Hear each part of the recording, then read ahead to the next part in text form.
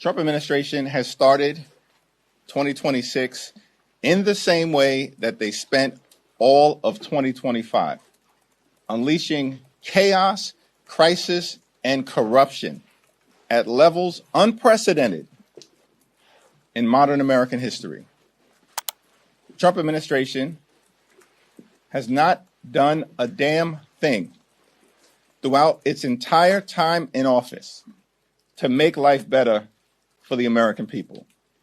Donald Trump and the administration and the Republican extremists, they promised all of 2024, when they were on the campaign trail trying to get power, that they were going to lower costs. In fact, it was Donald Trump who said costs would go down on day one of his administration. A year later, costs haven't gone down in the United States of America. Costs have gone up. The affordability crisis is not a hoax. It is very real. Housing costs out of control, grocery costs out of control, utility costs out of control, child care costs out of control, and health care costs out of control. This week, as a result of a Democratic-led effort, the House of Representatives will vote on bipartisan legislation to extend the Affordable Care Act tax credits so we can prevent tens of millions of Americans from experiencing dramatically increased premiums, copays, and deductibles this month. Increases that in some cases could result in everyday Americans paying $1,000 or $2,000 more per month. Completely and totally unacceptable in the United States of America, the wealthiest country in the history of the world. House Democrats are going to continue to fight to lower the high cost of living, fix our broken healthcare system, and make life better for everyday Americans. While Donald Trump and the administration is off starting wars, most recently connected to the unauthorized military action in Venezuela. This wasn't a law enforcement action. They're lying to the American people when they say that. It was an unprecedented military action. And yes, in fact, it is the case that Maduro is a bad guy, a dictator, someone who was not the legitimate head of government or head of state in Venezuela.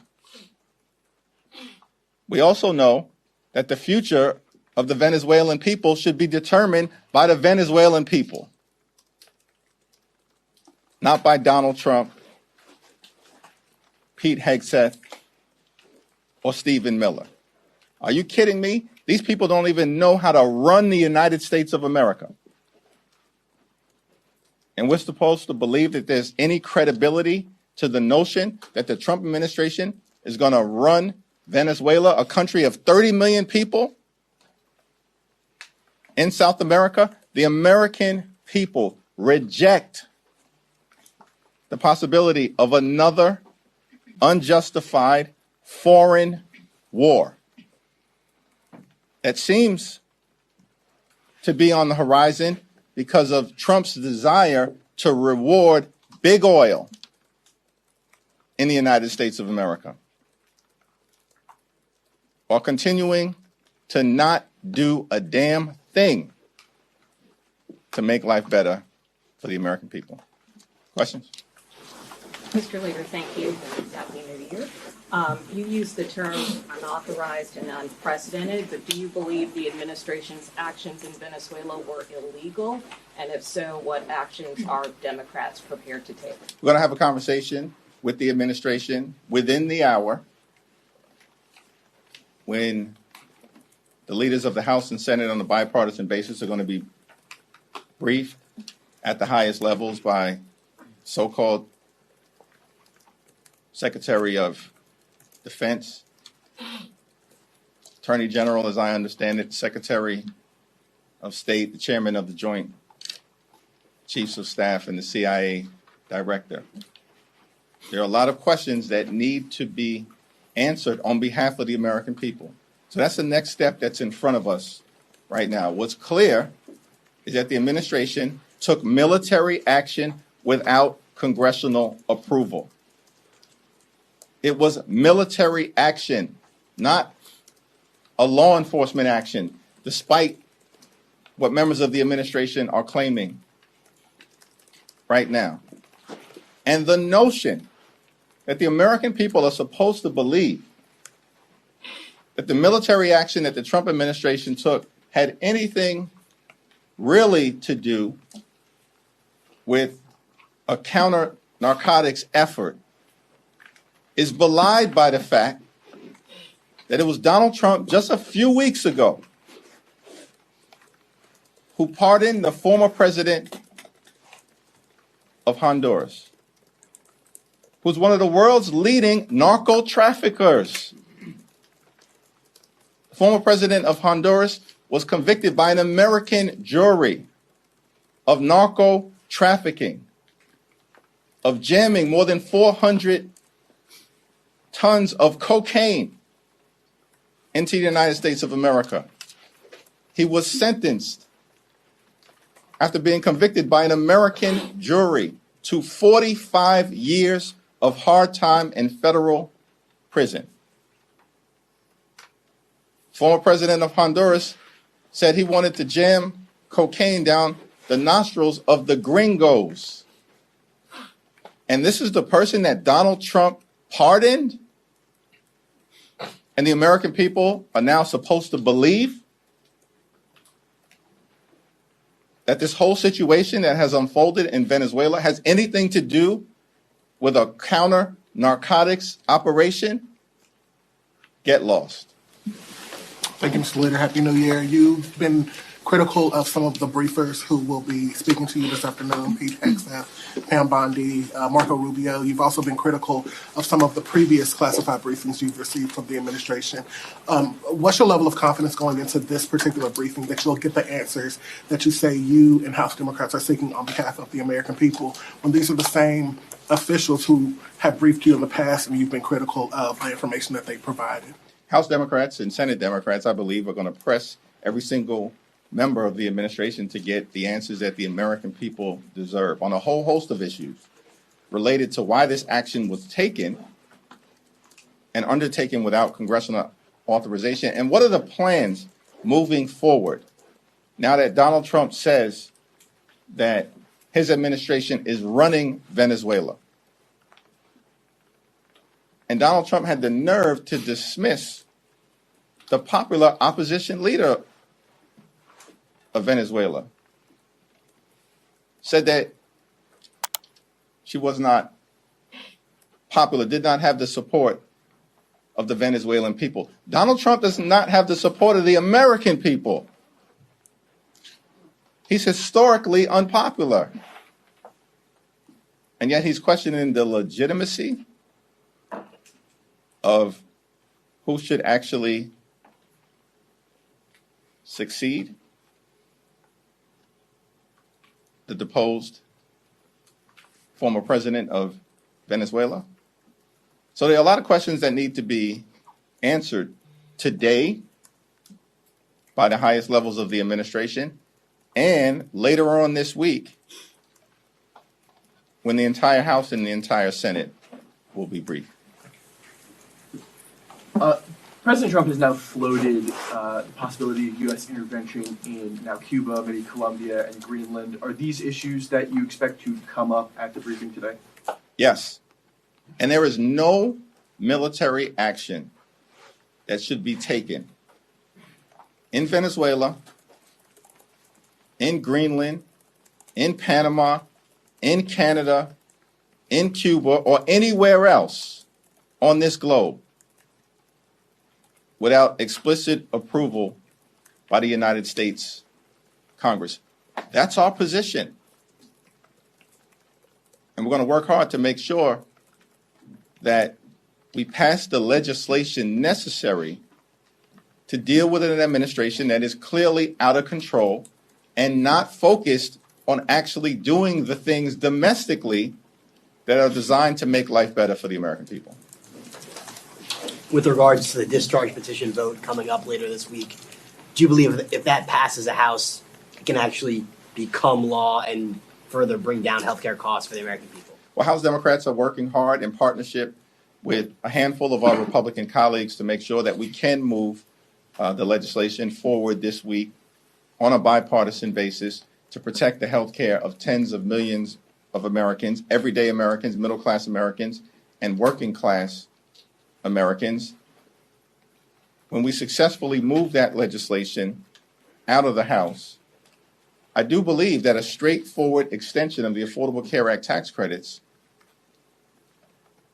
similar to the bill that will be moving in the House, is the one piece of legislation that we know has bipartisan support by a majority of U.S. senators.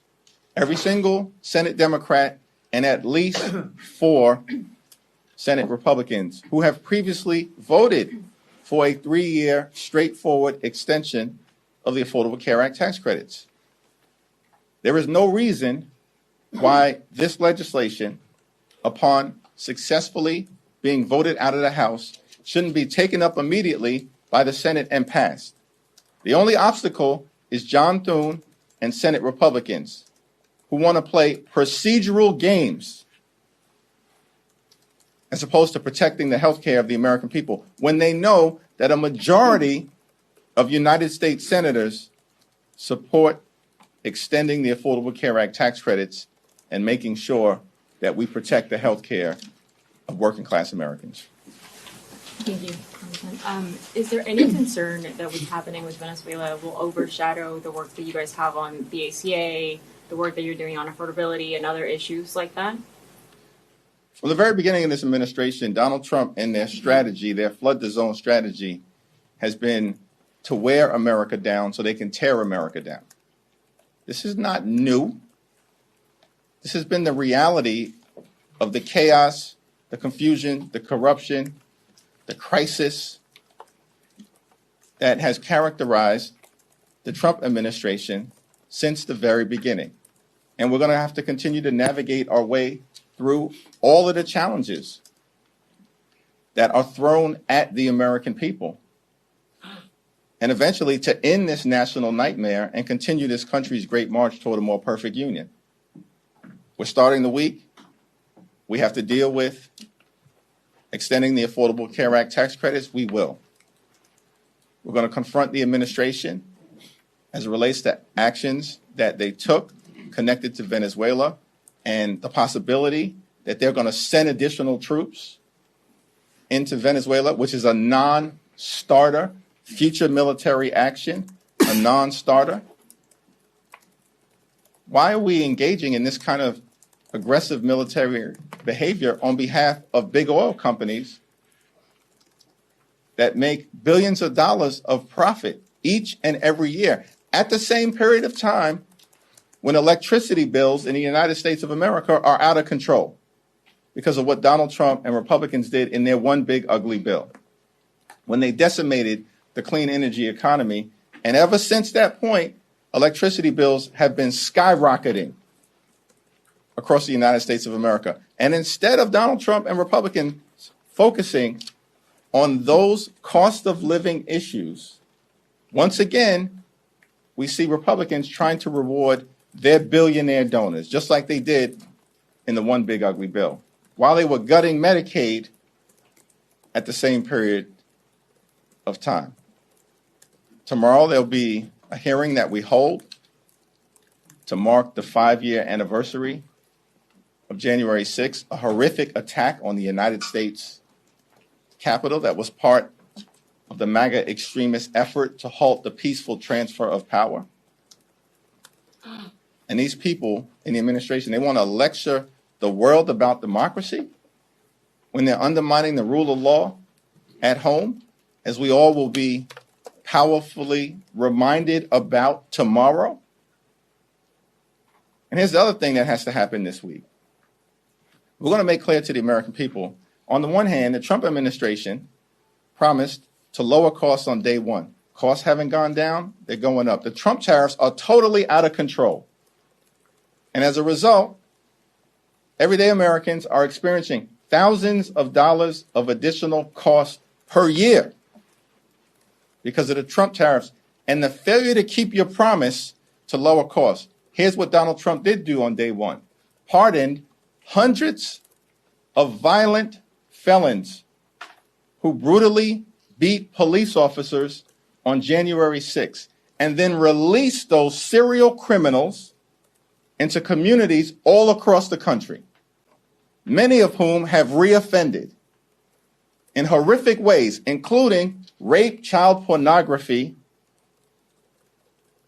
and violent assault. And we're going to document all of that for the American people tomorrow on the 5th year anniversary of January 6th. Thank you, Mr. Leader. Some members of your caucus have been significantly less critical of Maduro than you just were and you were in your statement. They've called his capture a kidnapping, and they have treated him as if he's the legitimate leader of the state, whereas both the former and current administrations have said that he is an illegitimate leader of Venezuela. Is it a mistake for Democrats to not support Maduro's removal from power? I've been very clear about my views in terms of Maduro, his legitimacy, and the fact that he has clearly oppressed the Venezuelan people. We want a bright future for the Venezuelan people. It's a great country that's been decimated by the Maduro regime. Nobody is disputing that. But no one's also disputing the fact that the overwhelming majority of Americans do not support another failed foreign war, putting our men and women in uniform at risk. And the American people certainly do not support the notion that Donald Trump and his cronies like Stephen Miller, who's a joke and a toxic embarrassment, are going to run Venezuela, a country of 30 million people. Are you kidding me?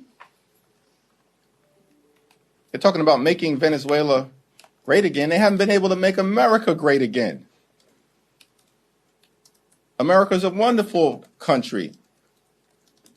We have challenges that we have to solve on behalf of working class folks in this country. And the Trump administration, throughout this previous year, into this year, has failed to do a damn thing to make life better for everyday Americans. And perhaps they should actually take heed of the fact that the American people, in election after election after election, are rejecting them, rejecting their extremism, and embracing the Democratic commitment to addressing the affordability crisis, as opposed to Republicans continuing to jam their failed extremism down the throats of the American people. Things just continue to go from bad to worse as it relates to the administration. Hopefully this week, as a result of Democratic leadership, in partnership with some of our Republican colleagues who are prepared to do the right thing on extending the Affordable Care Act tax credits, we can deliver some good news for the American people. Thank you, Mr. Leader. You said that the future of Venezuela should be determined by Venezuelans. What exactly do you mean? Are you calling for new elections in Venezuela? Listen, the top line principle, which should not be in dispute, is that we need free and fair elections in Venezuela, and the future of the country should be determined by Venezuelans. And we know that there will be many Venezuelan Americans here in this country that have a substantial interest and stake in making sure that they bring about a bright future in Venezuela. We support that in its entirety. But that cannot mean continued military action that's rogue, that doesn't seek congressional approval, and that seems designed by Donald Trump, who explicitly, I think more than 24 times over the last 48 hours, Donald Trump has referenced oil in Venezuela, more than 24 times. And that's not something that the American people are interested in seeing. Lives lost from our men and women in uniform and involving ourselves in another quagmire similar to what happened in Iraq and Afghanistan. That's beyond dispute. The American people aren't with it. House Democrats aren't with it. And the last thing in the world we need to see is the Trump administration running Venezuela. Focus on the American people and actually solving the many challenges that we have here in our country, which you have failed to do since being inaugurated on January 20th of last year. Thank you, Leader Jeffries. The president said he didn't notify Congress of the Venezuela operation because Congress might leak it. What's your response to that? Yeah, that is an outrageous assertion because Donald Trump and the administration, and this is going to come up at the briefing that we're getting ready to have, because Secretary of State seemed to suggest that as well yesterday on Meet the Press. If you have a responsibility to notify Congress, or at least a subset of congressional leaders, that's there for a reason. It's because Congress, particularly the House, is the institution closest to the American people. And in the context of the United States Constitution, it's the Congress that has the sole power to declare war. So the Constitution isn't a matter of inconvenience. It is a requirement. George Washington, in his farewell address to the nation, made clear that the Constitution is sacredly obligatory upon all. That's what George Washington said. That means everybody. There is no Trump exception to the United States Constitution. And there's no evidence that the Trump administration has ever presented of congressional leaders being briefed in a classified setting and that information then being leaked in a way that undermined America's national security interests. The question that we're dealing with right now is, how was this military action taken by the Trump administration going to advance the national security interests of the American people? We still don't have any answers as it relates to what should be a fundamental guiding principle whenever this type of extraordinary military action is taken. Congressman Pat Ryan, and some other members of your party have insinuated that the Trump administration, Secretary of State Rubio, lied to Congress in December about the administration's war aims in the last all-member briefing. Do you believe that the administration has lied? The administration certainly is going to have to try to reconcile its prior statements that were both publicly made and made directly to Congress, that regime change was not an aim of this administration. That's what they said. Regime change was not what was behind the military strikes that have been taking place off the coast of Venezuela for the last several months. While at the same period of time, over the last several months, they were planning this extensive military operation. And so, it's a very reasonable question that needs to be asked. Did the administration lie to the United States Congress by saying that regime change was not a goal, while at the same time they were preparing to go get Maduro and execute regime change? And that certainly is going to be what the Congress is going to confront, at least on the Democratic side, the administration about 30 minutes from now in that classified briefing for congressional leaders, and later on this week when they come before the entire Congress. I have a question on the 3-bill minibus that was released. What are your thoughts on that? And is it a sign that Congress is taking power of the purse back from DOJ? Seems like a lot of the Democrats are rejected. Yeah, we'll have, Rosa DeLauro did a tremendous job Democratic appropriators working in a bipartisan way did a tremendous job. I haven't had an opportunity to review the package in its entirety, but it's supported strongly by Rosa DeLauro for very sound reasons. We'll discuss it on Wednesday morning as a caucus, but it's on a very positive trajectory. Thank you, Mr. Leader. Happy New Year. You mentioned the need for action and a response from Democrats, possibly legislation. Obviously, 3 Democrats last year introduced war power resolutions. Some of those could be coming up for a vote. I'm curious where you, I know you still have to talk to the caucus, but stand on those. And on government funding, there's still a defense appropriations bill. Are House Democrats having a discussion of possibly demanding withholding funds, who knows what else, in that bill to get support, Democratic support on that funding bill? Well, we'll cross the bridge with respect to the defense appropriations bill when we get to it at some point soon. We got to get these 3 current bills that will be on the floor later on this week through the House over to the Senate, and then if there's bipartisan support in both chambers, to President Trump's desk. But I think it certainly, is the case. There's real concern as it relates to the need for congressional action connected to our sole power to declare war. No further military action should be taken in Venezuela or anywhere else without explicit congressional approval. And we need to legislate that, because otherwise we certainly cannot rely upon the administration simply to do the right thing. It's going to be interesting if they try to maintain, and the Attorney General apparently is going to be in this briefing, that this is a law enforcement operation. Explain to me, I'm trying to figure this out. This is a law enforcement operation that involved an elite unit of the military, Delta Force.